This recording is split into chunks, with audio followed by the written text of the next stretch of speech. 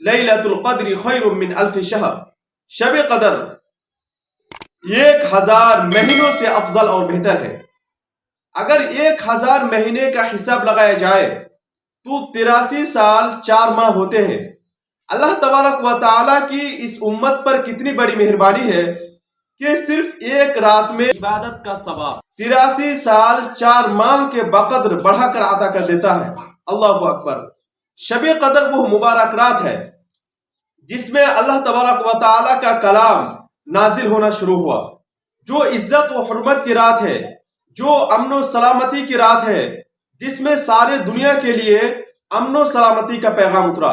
اللہ رب العزت والجلال نے فرمایا اِنَّا أَنزَلْنَاهُ فِي لَيْلَةٍ مُبَارَكَةٍ، بے شک ہم نے اس قرآن مجید کو برکت والی رات میں یعنی شب قدر میں اتارا۔